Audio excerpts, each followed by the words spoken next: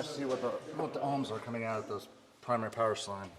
Okay, ohms, and then, okay, teachable moment, teachable moment. So, what you basically have with speakers, to try to run them parallel, you've got dual port sides. Right. So this one, basically what it's stating is where it's four ohm system, 4 on one, 4 on the other. So where we run them in sequence like that, the wiring really comes down to kind of the scientific math of it, is the more you run wires to kind of run parallel-wise, it, in theory, should drop your ohms down, hopefully, to 8.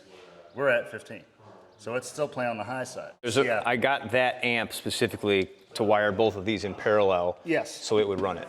So ideally, we want to go lower. So this is 15 ohms right now. That's too high. Higher than I would want. I would like to get it down. Jumper is what, in theory, is. I don't know. That's why I'm asking. So the jumper is supposed to help bring it down. We can try that and see what our ohms does on it, and then run the parallel. So if I just unplug. Right now, yeah. Now, however, that being said, if we do one, we need to try.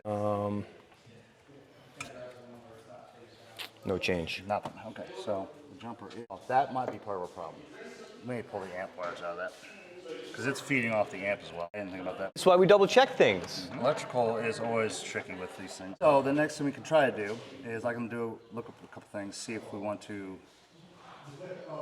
solder some wiring to kind of do a different jump system to kind of drop our ohms down. Is it worth hooking everything up now just to see what kind of performance we get? If we get it thumping, okay, so Forrester Gump, his name is Forrester Gump, but Jeff's been calling him Forrester Thump since, you know, they built the box and everything, so.